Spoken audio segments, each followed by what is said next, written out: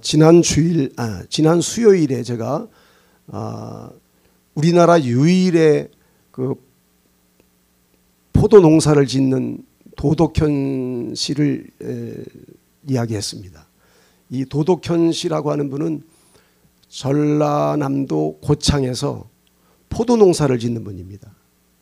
이분이 짓는 포도 농사는 특이하게 나무 한 그루를 심어가지고 그 한 그루에서 4,500송이의 포도 열매를 맺히게 하는 분입니다. 그러니까 세계의 아주 유일한 포도나무죠. 2005년도에 젓가락 같은 묘목 하나를 심어가지고 그 포도나무를 키웠는데 농약도 치지 않고 비료도 주지 않고 유기농으로 농사를 지어서 그 한 나무에 4,500송이의 포도 열매를 거둘 수 있는. 그래서 이분은 이런 나무가 한 4송인가 5송이가 있는데 나무 한 그루에서 연 수입이 한 2천만 원 올린다고 그래요. 그러니까 이분이 자기는 자식들에게 유언하기를 나는 죽으면 나를 화장시켜서 내 뼈가루를 저 포도나무에 뿌려서 저 포도나무와 같이 살게 해달라. 그렇게 유언을 했다고 그래요. 그렇게 애착을 가지고 저 포도나무를 키웠던 농부가 도덕균 씨라고 하는 분입니다. 제가 왜 이 말씀을 드리느냐면 도덕균 씨라고 하는 이 농부가 정말 세계 유래를 찾아볼 수 없을 정도로 저런 포도나무를 키워서 나무 한 그루에 4,500송이의 포도 열매를 맺히게 하는 그 유일의 정말 농사를 지었다면 오늘 여기 본문 요한복음 15장에 보면은 우리 하나님도 포도 농사를 짓는 분이라는 거예요. 포도 농사 짓는 농부. 예수님이 내 아버지는 뭐라? 농부라. 내 아버지는 농부인데 무슨 농사를 짓는 분이냐면 포도 농사를 짓는 분이다 이거예요. 포도 농사. 그러니까 하나님 아버지는 포도 농사를 짓는데 무슨 열매를 거두기 위해서 농사를 짓느냐면 여기서 말씀하는 이 포도 농사는 인류 구원의 농사를 의미하는 거예요. 인류를 구원하기 위하여 포도 농사를 짓는다는 거예요. 근데 농부 되신 하나님은 인류 구원을 위하여 구원의 열매를 포도 열매를 거두기 위해서가 아니라 구원의 열매를 거두기 위해서 농사를 지시는데 예수 그리스도라고 하는 그분을 심었다는 거예요. 뭘 위해서? 인류 구원의 열매를 거두기 위해서 예수님이라고 하는 나무 하나를 심었다는 거예요. 그런데 이 예언을 호세아도 오늘 공동체 우리가 교독했습니다마는 호세아 선지자가 이미 예언한 바예요. 호세아서 2장 23절에 보면 오늘 공동체 고백 보면은 내가 나를 위하여 그를 이 땅에 심고 하나님께서 예수 그리스도를 심는다는 겁니다. 심고 긍휼히 여김을 받지 못하던 자를 긍휼히 여기며 이제 예수 그리스도를 심어서 이 인류 죄로 말미암아 영영 죽을 수밖에 없는 이 인류를 그때부터 불쌍히 여기겠다는 겁니다. 불쌍히 긍휼히 여김을 받지 못하던 자를 긍휼히 여기며 내 백성이 아니었던 자에게 향하여 이방인들 유대인들은 하나님이 선택한 백성이라고 하지만 그 유대인들 외에 수많은 이방인들에게까지도 내 백성이 아닌 자들을 향하여 이르기를 너는 내 백성이라. 이제 이방인들에게까지도 하나님의 백성이 될 수 있는 길을 열어주겠다는 겁니다. 누구를 심어서? 예수 그리스도를 심어서.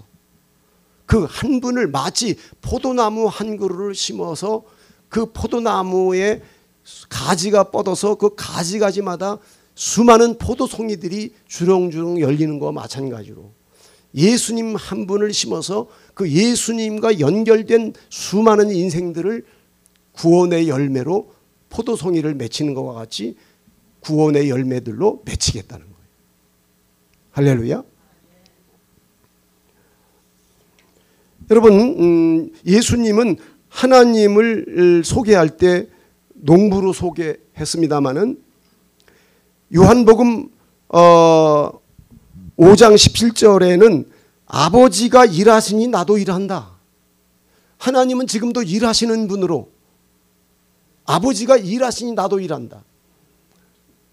아니, 하나님이 일을 하시면 무슨 일을 하시겠어요? 하나님이 농부라면 무슨 농사를 짓겠습니까?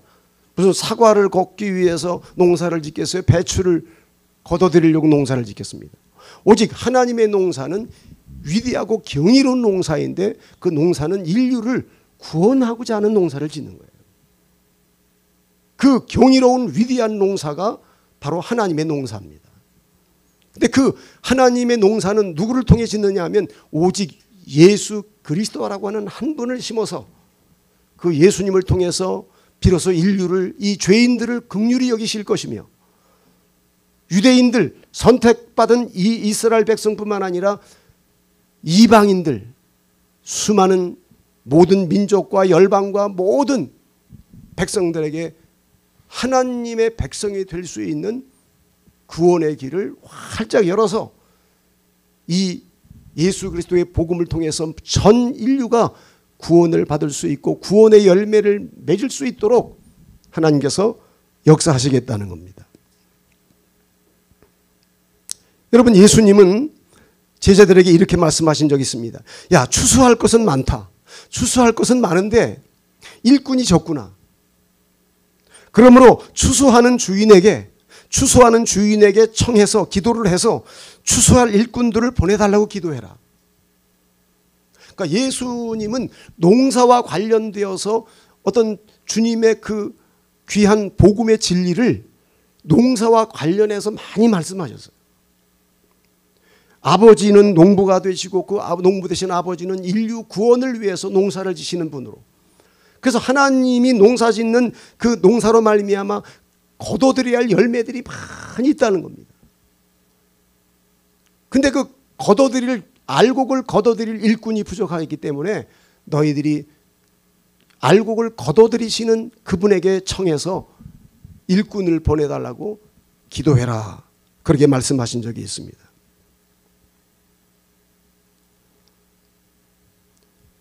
여러분, 하나님이 이제까지 일하십니다. 지금도 하나님은 일을 하시는데 하나님의 일은 인류를 어떻게 하든지 구원하고자 하는 거예요. 구원의 열매들을 맺히는 데 하나님의 관심이 있어요. 근데 우리 인생들은 다른 데 관심이 있잖아요. 현실, 우선 먹고 사는데 거기에 집중하고, 집 사는데, 자가용, 무엇을 먹을까, 먹고 마실까, 무슨 옷을 입을까, 어떻게 하면 즐기며 살아갈까, 온통 눈에 보이는 현실적인 것에만 몰입이 되어 살아간단 말이에요. 구원에 대하여, 영원한 구원의 문제에 대해서 하나님은 거기에만 관심을 갖고 역사를 진행시킨단 말이에요. 그리고 예수 그리스도를 심으시고 그 예수 그리스도를 통해서 수많은 인생들을 구원의 열매로 맺기를 원한단 말입니다. 그런데 하나님이 일하시는데 그러면 하나님이 도대체 어떻게 하는 것이 하나님의 일입니까? 요한복음에서 예수님에게 사람들이 물었습니다. 내 아버지가 일하신다고 하니까 그러면 하나님의 일은 어떻게 하는 것이 하나님의 일입니까? 그러니까 예수님께서 하신 말씀이 하나님이 보낸 자를 믿는 것이 하나님의 일이다. 그러니까 하나님의 일은 아들을 보내시고 그 다음에 그 아들을 믿는 것, 예수 믿는 것이 하나님의 일이에요. 아멘입니까?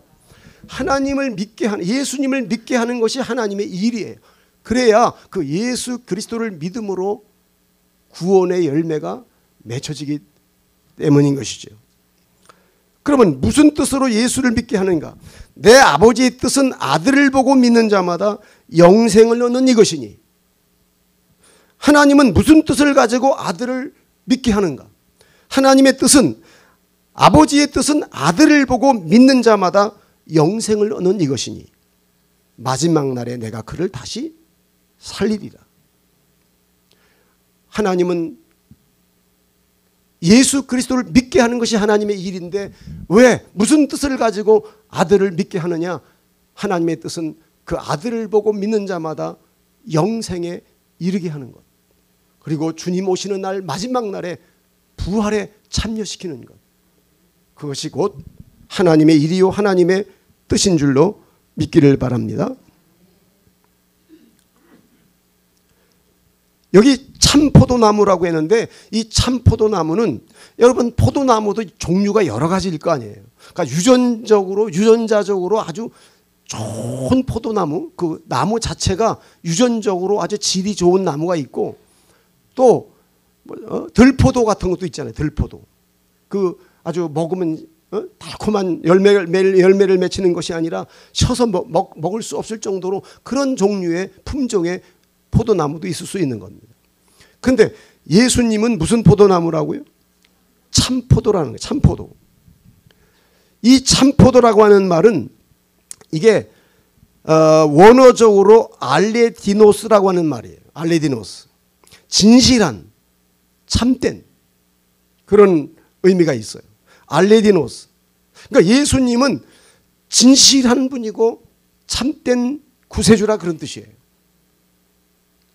근데 이 알레디노스라고 하는 말은 그 어근이 어디서 왔느냐면 알레데스테스에서 왔어요. 알레데스. 참으로, 진리라고 하는 뜻입니다. 알레데스는. 그러니까 참으로, 참포도나무라고 하는 의미는 진리의 포도나무를 의미하는 거예요. 진리. 알레데스, 참으로 진리라고 하는 뜻이 알레데스인데 이 알레데스에서 알레디노스가 나왔어요. 그리고 알레데스에서 알레디노스도 나왔고 알레데이아도 나왔어요. 이 알레데이아라고 하는 말은 진리, 참되게, 진실성, 잘못의 반대, 잘못되지 않는 걸 말하는 거죠. 기독교의 본질 또는 사실을 말할 때 알레데이아라고 하는 단어를 쓰는데 진리, 참되게, 진실성, 잘못의 반대, 기독교의 본질, 사실, 그리고 알레데에서 또 어떤 단어가 나오는 알레도스라고 하는 말이 나왔어요. 알레도스는 참으로, 실로, 진실로, 확실히, 정말로, 틀림없이. 그러니까 예수 그리스도는 알레데스인 겁니다. 그분은 참인 거예요. 그분은 진리인 겁니다. 믿습니까? 그분은 참된 분이고 진실성 있는 분이고 그분은 사실이에요. 사실. 그분은 확실한 분이고 틀림없는 구세주가 되는 것입니다. 참포도나무는 그런 의미예요. 참되다고 하는 이 말의 우리나라 사전적인 의미는 진실하고 올바르다, 바르다 그런 뜻이에요.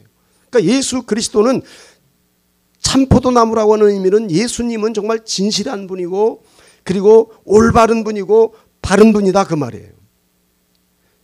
사실이나 이치에 조금도 어긋남이 없는 분, 사실이나 이치에 조금도 어긋남이 없는 분, 그분이 바로 예수 그리스도라는 겁니다.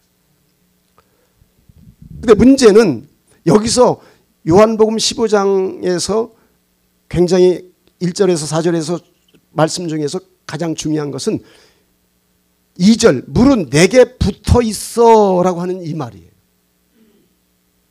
참포도나무가 아무리 예수 그리스도가 구세주라 할지라도 그 구세주 되시는 예수님에게 뭐가 있어야 된다고요? 붙어 있어야 된다는 거예요. 근데 이 붙어 있어야 된다고 하는 말은 고린도전서 15장의 부활을 이야기할 때도 사도 바울이 그러나 이제 그리스도께서 죽은 자 가운데서 다시 살아나사 잠자는 자들의 첫 열매가 되셨도다. 사망이 한 사람으로 말미암았으니 죽은 자의 부활도 한 사람으로 말미암는도다. 아담 안에서 모든 사람이 죽은 것 같이 그리스도 안에서 모든 사람이 삶을 얻으리라. 그러나 각각 자기 차례대로 되리니 먼저는 첫 열매인 그리스도요 다음에는 그가 강림하실 때 그리스도에게 붙은 자요 그리스도에게 속한 자요. 예전 개역 성경에는 붙은 자라고 되어 있어요. 근데 그걸 개정판에서는 뭐 한 자요? 속한 자. 예수 그리스도에게 소속된 사람이 첫 열매로 부활하신 예수님 다음으로 주님 강림하시는 날 제2, 제3, 제4 예수님 다음으로 계속해서 부활에 참여할 구원의 열매들, 부활의 열매들이라 이렇게 말하고 있습니다. 그러니까 문제는 예수님이 참포도나무인데 그 참포도나무는 유전적으로 아주 참되고 진실하고 진리란 말이에요. 즉 예수님은 구원 그 자체예요. 그분에게 붙어 있어야 된다는 겁니다. 이것은 교회를 다니는 걸 의미하는 게 아니에요. 교회를 다녀도 얼마든지 종교적인 의미로 교회를 다니는 사람이 있을 수 있어요. 분명한 사실은 예수님에게 내가 붙어 있느냐 떨어져 있느냐 하는 겁니다. 교회를 다녀도 예수에게 붙어 있는 사람이 있고 떨어져 있는 사람이 있을 수 있어요. 다시 말하면 예수 그리스도와 내가 하나로 연합이 되어 있느냐 하는 말이에요. 하나로 연합이 되어 있느냐. 다시 말하면 예수 그리스도에게 붙어 있어야만 그 가지가 우리는 인생은 다 가지들인데 이 가지가 원나무인 포도 원나무에게 붙어서 연결되어 있어야 된다는 거예요. 그래야 원나무에게 나무가 뿌리로부터 수액을 빨아들여서 여러분 이제 봄이 돌아오면은 고로쇠 나무 같은 것을 구멍을 내서 나무에서 흐르는 수액을 받아서 먹지 않습니까? 그 나무가 수액이 눈에 보이지 않아도 수액을 엄청나게 많이 빨아들인단 말이에요. 그래서 막 가지마다 수액을 보내가지고 파란 겨울에 죽었던 가지에 새 생명들이 싹을 틔우고 그래서 파란 나무가 이제 잎을 피우는 거 아닙니까? 수액이 있단 말이에요. 그 수액 속에는 나무가 자랄 수 있고 열매를 맺을 수 있는 그런 가지각색의 좋은 영양분들이 다 가득하게 담겨져 있는 거지. 유전적으로. 그런데 만일에 가지가 예수 참되고 진리시고 구원자이신 예수님에게 내가 붙어 있고 소속되어 있고 그분에게 내가 연합되어 있지 않으면 공급이 안 되겠죠. 하나로 연결이 되어 있어야 그분에게로부터 흐르는 수액이 내게까지 미칠 수 있겠죠. 그러면 예수 그리스도에게 붙어 있고 연합되어 있는 인생은 무엇이 내게로 흘러 들어오는가? 나무는 수액이 흘러 들어오지만 예수님과 연합되어 있고 예수님에게 붙어 있는 존재들은 예수님으로부터 의가 내게로 흘러 들어오는 거예요. 이거 굉장히 중요한 겁니다. 실제로 의가 흘러 들어옵니다. 로마서 3장 22절에서부터 보면은 모든 믿는 자에게 미치는 하나님의 의인이 차별이 없느니라. 자, 우리가 예수를 믿을 때 실제로 예수님을 믿는 자들에게 미쳐오는 도달한단 말이죠. 이 미쳐온다는 말은 뭔가가 도달한다는 거예요. 뭐가 나에게 도달하는가? 내가 예수를 믿는 순간에 예수님의 의가 믿는 자들에게 미치는 하나님의 의인이 뭐가 온다고요? 하나님의 의가 내게로 온다는 거예요. 이 하나님의 의가 내게로 수액과 같이 흘러 들어와야 그러려면 내가 예수님하고 하나로 연결되어 있어야 되는 거예요. 연합이 되어 있어야 돼요. 그러면 그 연합된 하나의 관계를 통해서 예수님으로부터 내게 하나님의 의가 내 것으로 흘러 들어오는 거예요. 내 것으로 흘러 들어와. 미쳐오는 거예요. 믿습니까? 여러분, 인류가 구원을 받기 위해서는 반드시 필요한 게 하나님의 의라고 하는 거예요. 이 하나님의 의가 굉장히 중요한 개념이에요.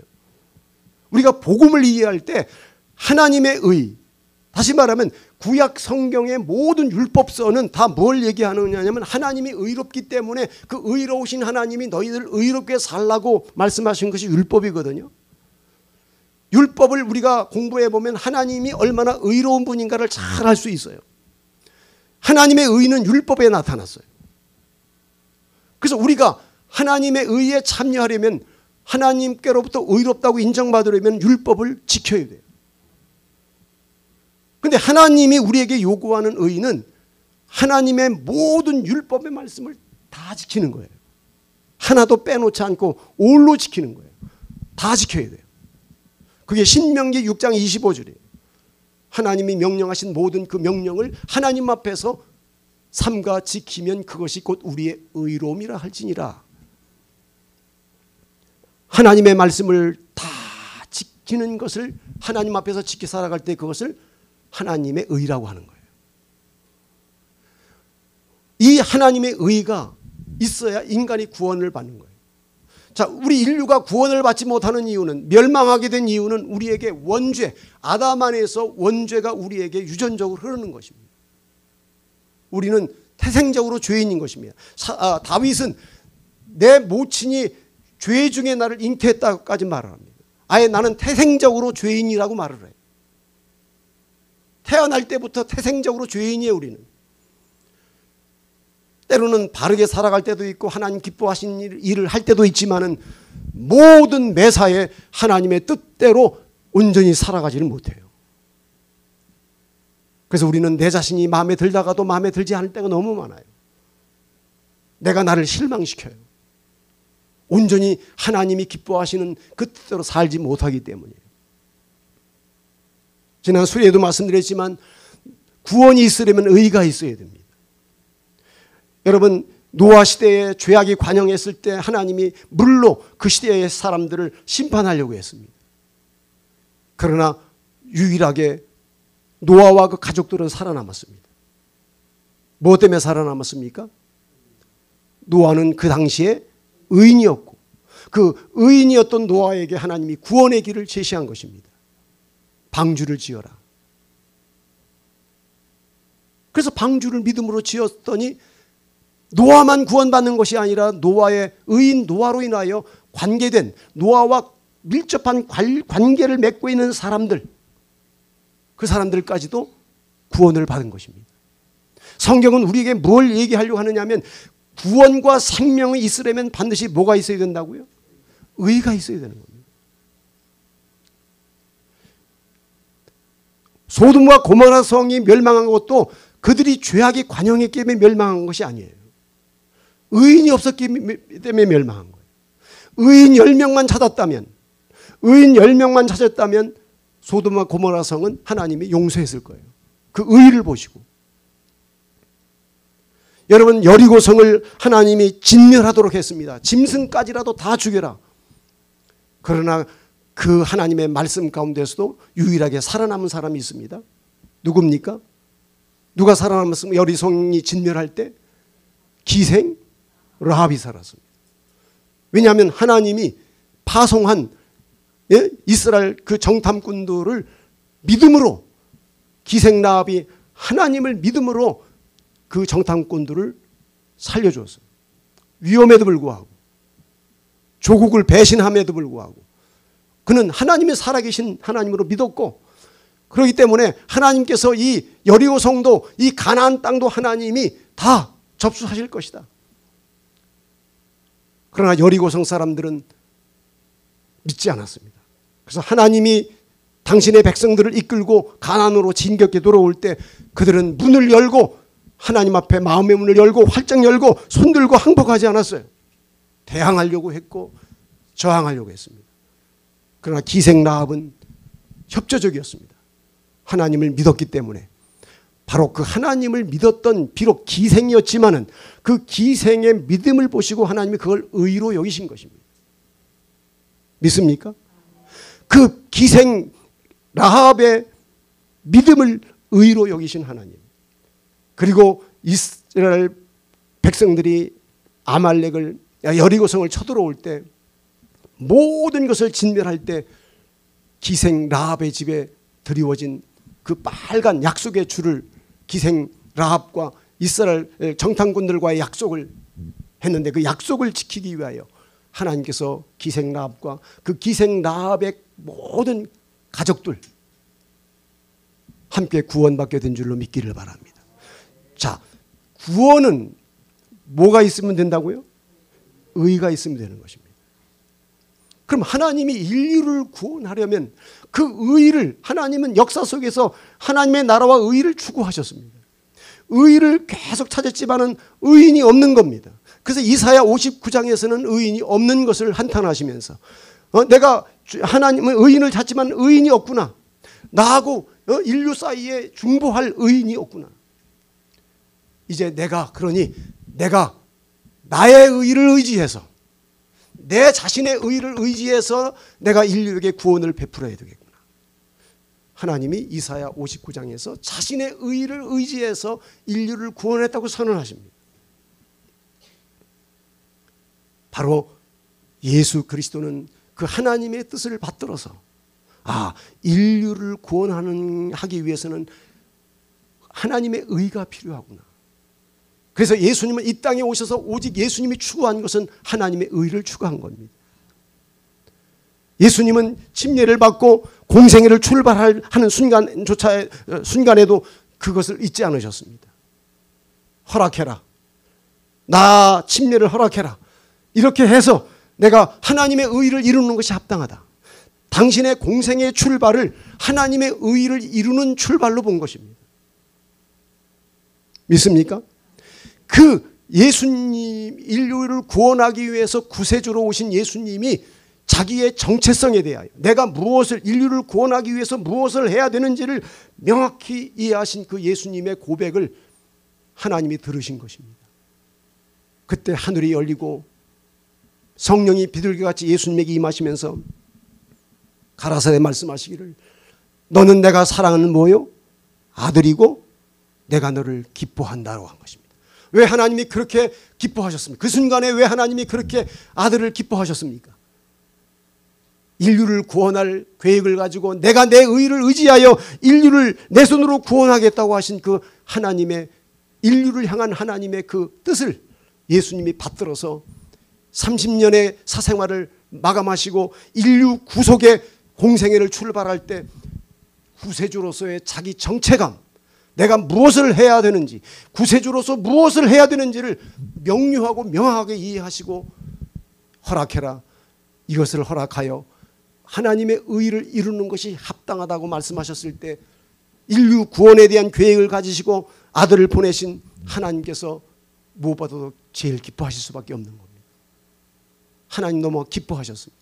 너는 내가 기뻐하는 아들이고 내가 너를 기뻐한다. 성령도 그때 비둘기같이 예수님에게 임하셨던 것입니다. 예수님은 제자들에게 이렇게 말씀합니다. 내가 율법을 폐하러 온 것이 아니라 율법을 완성하러 왔다. 율법의 1.1획도 내가 다 가감하지 않고 지키려 한다. 나는 율법을 다 완성하러 온 사람이다. 그럼 율법을 1.1획도 가감하지 않고 다 완성하고 지킨다면 그게 뭐가 되는 거죠? 하나님의 의가 되는 것입니다. 그게 하나님의 의가 되는, 그 의가 예수님의 삶은 곧 하나님의 말씀을 1.1획도 가감하지 않고 다 지켜 살아가는 겁니다. 예수님의 발걸음 한 걸음 한 걸음은 하나님의 말씀이 아니면 가지 않았습니다. 예수님은 하나님의 말씀이 아니면 숨을 쉬지 않습니다. 예수님은 하나님의 말씀이 아니면 먹질 않습니다. 오직 예수님은 말씀 자체인 것입니다. 하나님의 말씀. 그리고 율법의 1.1획도 가감없이 다 지키시는 예수님. 그리고 마침내 요한복음에서 아버지께서 내게 명령과 계명으로 주셨다. 나에게 십자가의 죽음을 죽으라고 말씀하셨다. 나는 그 계명을 영생인 줄로 믿는다. 하나님의 말씀에 1.1획도 가감하지 않고 지키며 살았던 예수님에게 드디어 하나님께 주신 계명의 말씀이 있었습니다. 너는 인류를 위하여 십자가에 달려 죽어야 한다. 그러나 죽는 것이 아니라 살게 될 것이다. 믿고 안 믿고는 예수님의 몫이었습니다. 예수님은 한순간 마음이 흔들리기도 했습니다. 그러나 제자들과 함께 겟세마네 동산으로 올라가서 그 흔들리는 마음을 다잡기 위해서 기도하셨습니다. 아버지요, 아버지가 원하신다면 이 잔을 내게서 옮겨주시옵소서. 그러나 내 뜻대로 마옵시고 아버지의 뜻대로 되기를 원합니다. 3번 그렇게 기도하시고 십자가의 죽음을 결단하셨습니다. 그리고 마침내 죽으시면서 마지막 숨이 끊어지기 전에 뭐 하였다 외치셨습니까? 다 이루었다고 외쳤습니다. 뭘 이룬 겁니까? 그래서 예수님의 삶은 오직 인류를 구원하기 위한 것이지만 인류를 구원하기 위해서는 반드시 하나님의 의의를 자신의 삶을 통해서 완성해야 된다는 것입니다.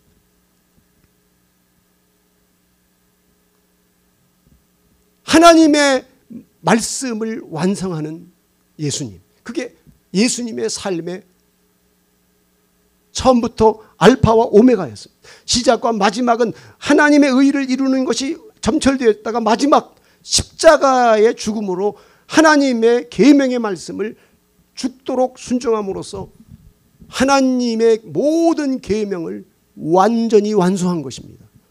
계명을 완수했으니 그것은 곧 하나님의 의가 되는 것입니다. 아시겠습니까? 여러분, 우리가 하나님의 의를 모를 때는 자기 의를 세우려고 힘쓰는 것입니다. 하나님의 의를 모르면 막 자기 의를 세웁니다. 아, 오늘 주일날 교회 가서 내가 봉사 많이 하고 11조 많이 하고 내가 충성하고 막 헌신하면 그래, 그때는 하나님 나를 좀 받아주신 것 같고 내가 좀 신앙의 컨디션이 안 좋아가지고 좀 예배도 등한히 하고 좀 내가 좀 소홀히 헌신도 좀 소홀히 헌신하게 되면 또 하나님이 나를 좀 덜 사랑하는 것 같고 내 의에 따라서 내 의를 세우려고 힘써 이렇게 신앙생활하는 사람 많습니다.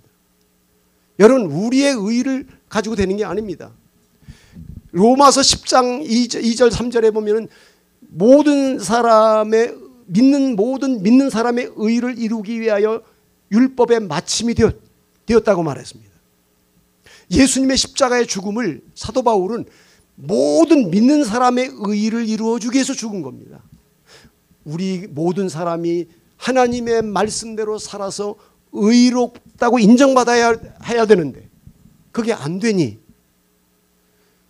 예수님 한 분이 오셔서 하나님의 의를 다 완성함으로써 다만 그 구원자 예수님, 의를 완성하신 예수님에게 믿음의 관계를 맺게 되면 예수님과 연합이 되면 내 것은 아니지만 예수님이 십자가에서 완성해 놓으신 그 의가 은혜로 내 것이 된다는 거예요. 내게로 미쳐온다는 겁니다. 이걸 믿는 겁니다, 우리가. 아멘입니까? 그 의가 내게로 오면, 의가 오면 의와 함께 뭐가 오느냐 하면 생명이 오는 것입니다. 그 의와 함께 생명이 오는 것입니다. 새 생명이라고 우리가 예수 믿는 사람은 새 생명의 사람이라고 말하잖아요. 무슨 생명? 새 생명. 그 의가 없이는 새 생명을 기대할 수 없습니다. 의와 함께 새 생명이 내게로 오는 것입니다. 그래서 우리가 비로소 하나님의 자녀가 되는 것입니다. 믿습니까? 여러분, 사도 바울은 오라나는 곤고한 사람이라고 했습니다. 그는 율법학자였습니다. 누구보다도 율법을 어릴 때부터 공부한 사람이기 때문에 하나님의 의에 대해서 너무나 잘 아는 사람입니다. 자기가 구원받으려면 하나님이 요구하는 의롭게 살라고 하는 율법을 지켜야 된다고 생각했습니다. 그래서 율법사로서, 율법 선생으로서 의롭게 인정받기 위해서, 그래서 남보다 더 하나님께 인정받기 위해서 그렇게 예수 믿는 사람들을, 소위 이단이라고 생각하는 사람들, 예수 믿는 사람들을 잡아서 옥에 가두는 일에 앞장섰던 사람이에요. 다 그게 열심히 하나님 믿으려고 했던 거예요. 하나님께 의롭다고 인정받으려고, 자기 나름대로는. 그러나 그가 로마서 7장에 달린 결론은 내가 하나님의 말씀대로 살려고 했지만 내 안에 또 다른 내 자신이 하나 또 있는데 두 마음이 항상 내 마음에서 싸우더라. 그래서 내가 선하게 살려고 하는 내 마음의 의지보다는 악하게 살아가려고 하는 의지가 더 강해서 선하게 살려는 의지를 이기고 나를 그쪽으로 끌고 가더라. 즉 하나님의 뜻대로 살지 못하게 하는 내 자아가 또 하나 있다는 거죠. 그래서 맨날 그 죄악으로 끌려가는 자신을 바라보고, 그 율법을 알았던 사도 바울은 그 하나님의 말씀대로 안 살고 죄 짓고 살면 그 율법의 결론은 죄와 사망이라고 하는 법이 있거든요. 그게 율법의 결론이에요. 죄는 사망이라는 결론. 그래서 오라 나는 곤고한 사람이로다. 누가 나를 이 사망의 몸에서 건져내겠는가. 나는 죽을 수밖에 없는, 하나님으로부터 영원히 버림당할 수밖에 없는 곤고한 인생임을 그래서 고백했던 겁니다. 왜? 내가 하나님의 원하는 말씀대로만 살아야 되는데 그렇게 못 사니까 의의가 없는 겁니다. 의의가. 그 의의가 없는 자신을 발견하고 곤고하다고 고백한 거예요. 인류의 곤고함은 뭐 인류가 지금 전쟁을 하기 때문에 경제가 지금 어렵기 때문에 곤고한 게 아닙니다. 곤고함의 본질은 의의가 없기 때문에 곤고한 겁니다. 의의만 있어 보십시오. 하나님이 요구하는 의의만 있다면 곤고하지 않습니다. 비록 돈이 없어도, 몸이 건강하지 않아도 하나님의 의의를 가지고 있다면 그 사람은 곤고하지 않습니다. 오라 나는 곤고한 사람이로다. 누가 나를 이 사망의 몸에서 건져내랴. 그 다음에 뭐라고 했습니까? 우리 주 예수 그리스도로 말미암아 감사하리로다.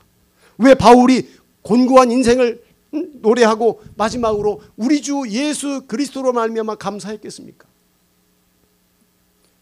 그리스도를 믿을 때, 로마서 3장 22절에 그리스도를 믿을 때 미치는 하나님의 의가 있으니 차별이 없느니라. 내가 예수를 믿을 때 예수의 의가 내게로 왔다. 바울은 예수님이 십자가에 죽으실 때 하나님의 의가 십자가에서 완성되었음을 본 것입니다. 아, 예수님이 죽으실 때, 십자가에 죽으실 때 하나님의 의가 완성되었구나. 인류는 저 예수님이 십자가에서 완성해 놓으신 의로 인하여 구원을 받게 되는 거예요. 문제는 그 예수님이 완성해 놓으신 의가 어떻게 하면 내 것이 되는가? 하나님의 사랑과 믿음으로만 가능한 줄 알았습니다. 따라합시다. 사랑과 믿음으로만 연합을 이룰 수 있다. 예수님에게 붙어 있으려면, 예수님과 내가 하나로 연합이 되려면 조건이 뭡니까? 하나님이 우리를 사랑하셔야만 됩니다. 내가 혼자 아무리 예수님하고 내가 가깝게 지내려고 해도 예수님이 도망가면, 나 싫다고 나를 뿌리치고 도망가면 하나가 될 수 없지요. 쌍방의 문제이기 때문에 예수님이 나를 받아주셔야 되고 또 나도 예수님을 믿고 예수님에게 다가가야 되는 거죠. 나를 위하여 십자가에 달려 죽으실 정도로 사랑하셨던 그 예수님을 우리가 믿을 때 이미 그분은 사랑으로 나를 받으셨다는 것을 내가 믿는 것입니다. 나 같은 죄인도 하나님이 예수님이 받아주셨기 때문에 나를 위해 죽으신 것입니다. 믿습니까? 아니, 나를 위해 피 흘리신 예수님이 나를 있는 그대로 안 받아주시겠습니까? 나를 받아주시는 겁니다.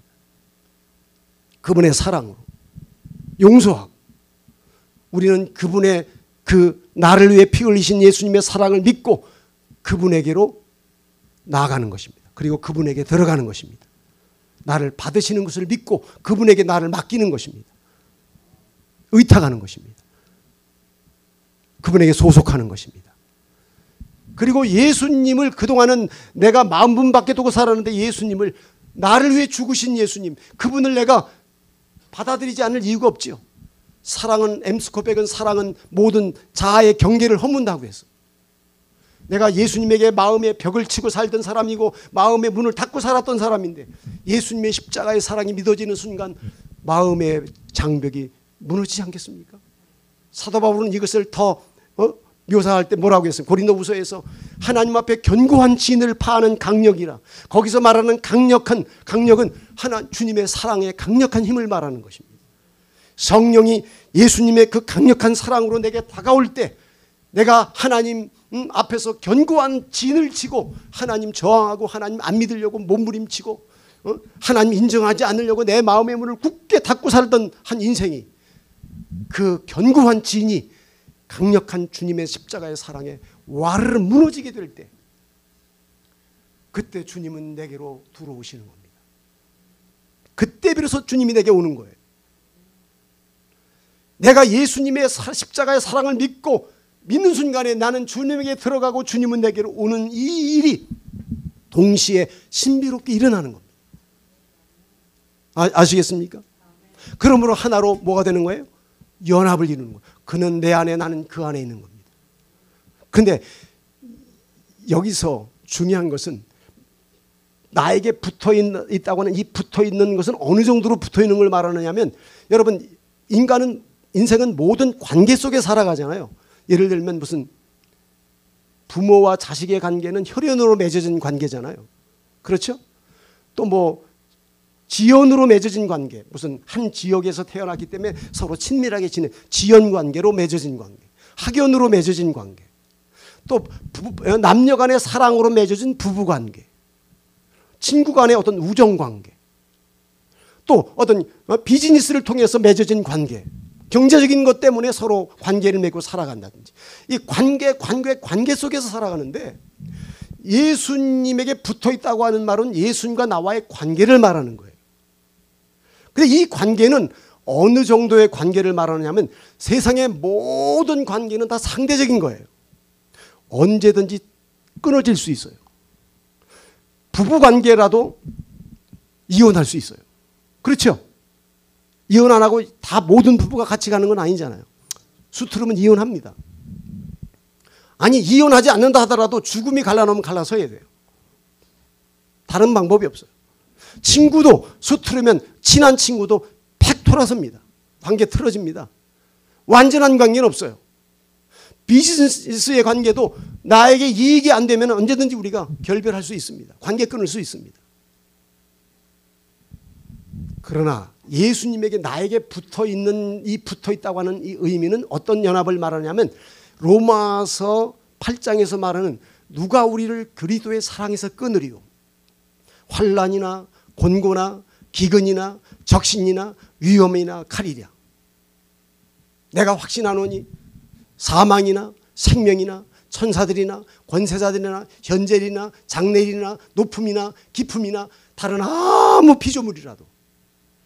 바울은 전방위적으로 하나님 주님과 나와의 관계를 끊어놓을 수 있는 것이 있는지를 전방위적으로 찾아보는 거예요. 하늘에 올라가서 찾아보고 땅속에 찾아보고 전방위적으로 높음이나 깊음이나 다른 아무 피조물, 피조세계를 전체를 다 동원해서 주님과 나와의 관계를 끊어놓을 수 있는 것이 있는가?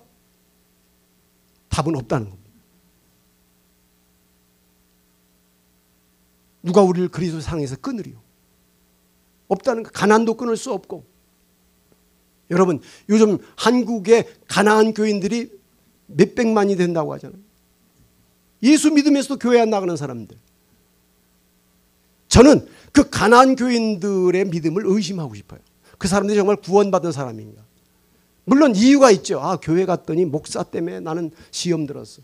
나는 어느 권사님 때문에 교회 갔더니 그 사람 뭐 말하는 거 보니까 그 사람 말 때문에 상처받았어.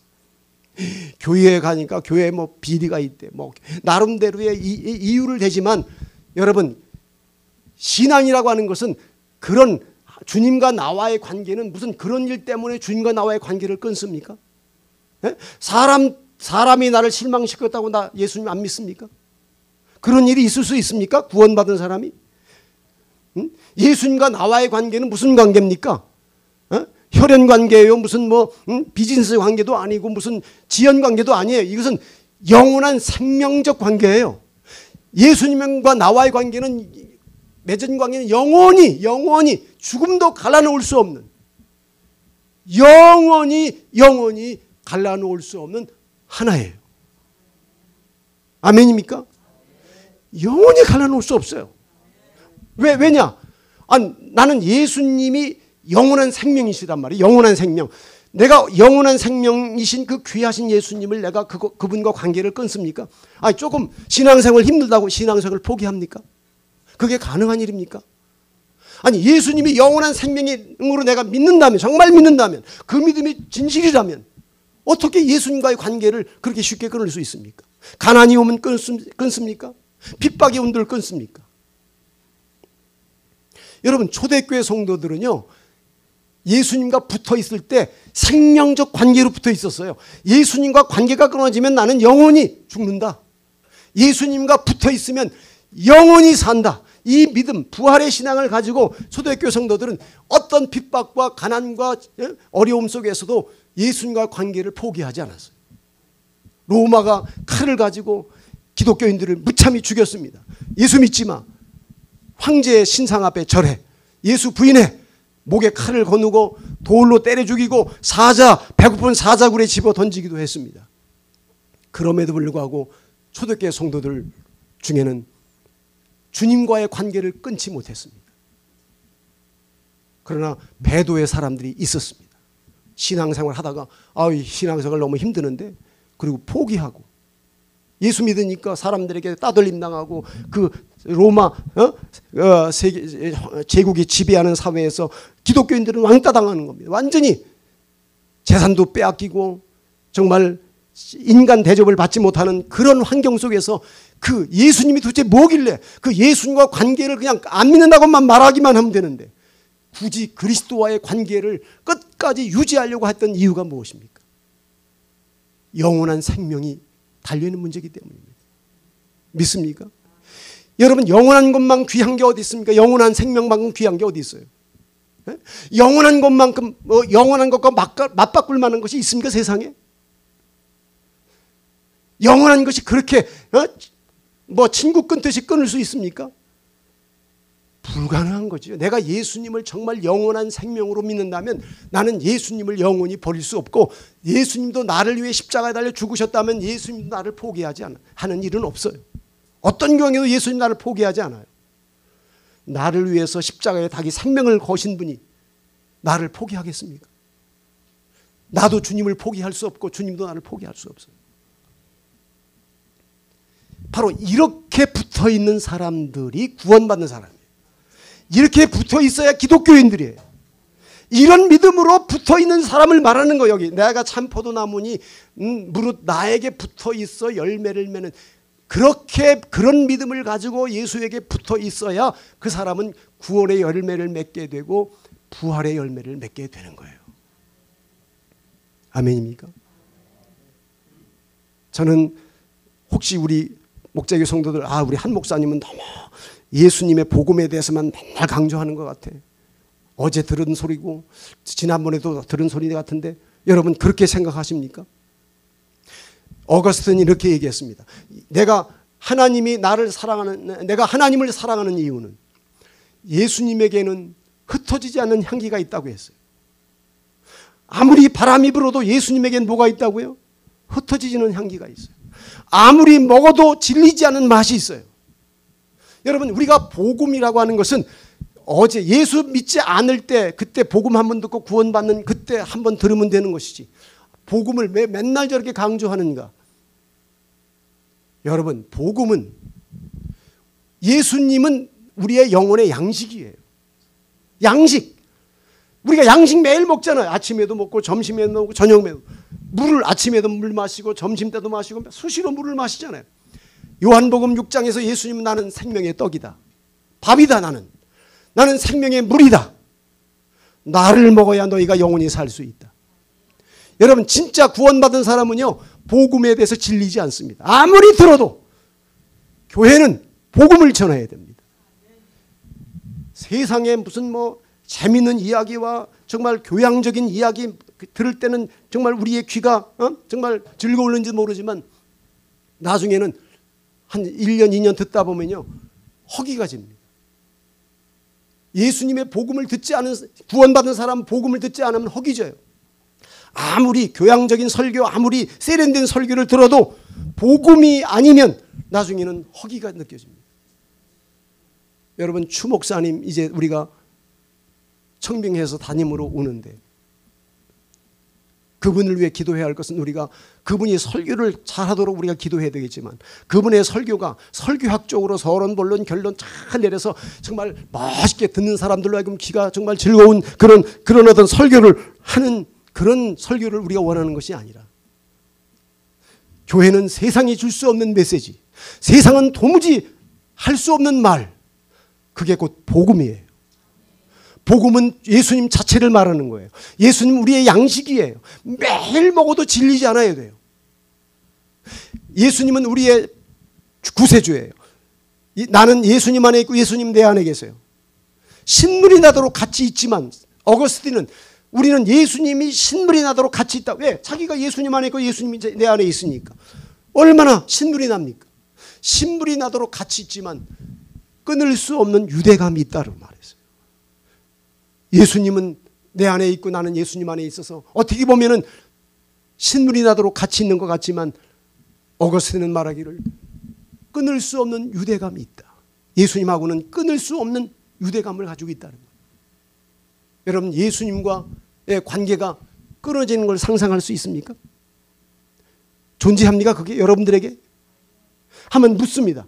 목에 칼이 들어오면 예수님 여러분 관계 끊겠습니까? 안 끊겠습니까? 아니, 목이 지금 칼이 딱 들이댔어요, 지금. 너 예수 믿을까? 안 믿을 거야? 말 한마디에 목이 날아갈 수 있어요. 이게 그냥 쉽게 할 얘기가 아니에요. 심각한 이야기예요. 예수 믿으면 재산을 잃어버려요. 예수 믿으면 사람들에게 왕따 당합니다. 심각한 이야기예요. 과연 그러고도 내가 예수님과의 관계를 유지할 수 있겠습니까? 바울이 말한 것과 같이 그 어떤 것도 예수님과 나와의 연합의 관계를 끊을 것은 존재하지 않는다고 하는 믿음으로 예수님에게 붙어있는 사람, 그 사람이 진짜 예수 믿고 구원받은 사람이고 그 사람이 예수와 붙어있는 사람이고 그렇게 붙어있어야 의가 그에게 흘러들어가고 그렇게 붙어있어야 생명이 그런 믿음으로 붙어있어야 생명이 그에게 흘러들어가는 거예요. 수투르면 언제든지 예수님 안 믿을 수 있는 그런 신앙 가지고는 안 됩니다. 가나안 교인들은 그래서 여러분 신경 쓰지 마세요. 그 사람들. 예수 종교인으로 교회에 들어왔다가 그냥 나간 것 뿐이에요. 구원의 확신이 없는 사람들이 그 사람 본래. 진짜 예수를 제대로 믿었다면 그렇게 쉽게 신앙을 포기하고 교회를 떠나는 사람이 아니에요. 여러분, 현대 교회도 문제가 있을 수 있어요. 여러분, 고린도 교회도 문제가 있었고 로마 교회도 다 빌립보 교회도 똑같은 교회들이에요. 지금의 현 교회나 초대교회 교회도 다 인간들이 모이는 교회였어요. 거기도 사람의 냄새가 나고 사람 실수하는 거 눈에 다 보입니다. 그렇다고 우리가 교회 가서 상처받았다고 교회 안 나갑니까? 교회를 위해 우리가 주님이 다시 한번 부름을 받았고 사명을 가지고 교회에 우리가 부름받아서 교회를 세우는 일에 우리가 지금 일익을 담당하고 있는데 그렇게 쉽게 교회를 떠나고 쉽게 우리가 예수님과의 관계를 끊어버립니까? 그런 일은 내 사전에 영원히 있을 수 없다. 나와 예수님의 관계는 끊을 수 없다. 여러분, 예수님이 요한복음 17장에서 마지막으로 기도하실 때 내가 아버지 안에 있고 아버지가 내 안에 있는 것 같이 저희도 우리와 같이 하나가 되어 우리 안에 있게 하사. 여러분, 성부 하나님과 성자 예수님과 성령 이 삼위는 하나죠. 근데 어떻게 하나입니까? 영원히 끊을 수 없는 영원한 하나입니다. 누구도 나눌 수 없는 하나예요. 삼위일체. 그 영원히 완벽하게 하나를 이루고 있는 그 연합의 관계 속에 우리를 거기에 더 포함시키는 거예요. 어떻게 예수님과 나와의 관계를 끊을 수 있습니까? 그런 일은 존재하지 않습니다. 믿습니까? 자, 여기서 나와 붙어있는 사람이라고 하는 그 의미는 그냥 교회 다니는 걸 말하는 게 아니라 바울이 말한 것과 같이 예수님과 나와의 관계는 어떤 것도 끊을 수 없는 관계라고 하는 믿음을 가지고 예수님 안에 들어가고 예수님을 자기 안에 모시고 살아가는 그 사람. 그래서 그 연합의 줄로 인하여 의가 자기에게 들어오고 예수님의 생명이 자기에게로 흘러 들어와서 구원의 열매를 맺고 살아가는 그 사람의 신앙을 나에게 붙어있는 가지라고 말하고 있습니다. 예수님에게 붙어있지 않은 인생은 아무것도 아닙니다. 그가 아무리 국회의원이라 무슨 소용이 있습니까? 대통령이 뭐합니까? 돈을 수백억 수천억을 가지고 있은들 뭐합니까? 예수님과 관계 맺지 않은 인생, 예수님에 붙어있지 않은 인생이라면 그 인생이 무슨 의미가 있습니까? 아무리 세상에 명예가 있은들 그 명예가 무슨 의미가 있습니까? 그에게. 오직 우리에게 최고의 가치는 예수님이고 그 예수님에게 연합되어 있는 나, 예수님에게 붙어 붙어 있는 나, 믿음과 신앙으로 하나로 연결되어 있는 나, 그 연결된 하나의 연합으로 인하여 의가 십자가에서 완성해 놓으신 의가 내게로 흘러들어온 그 하나님의 의, 하나님의 새 생명, 이것만이 우리의 전부이고 우리의 가치인 줄로 믿으시기 바랍니다.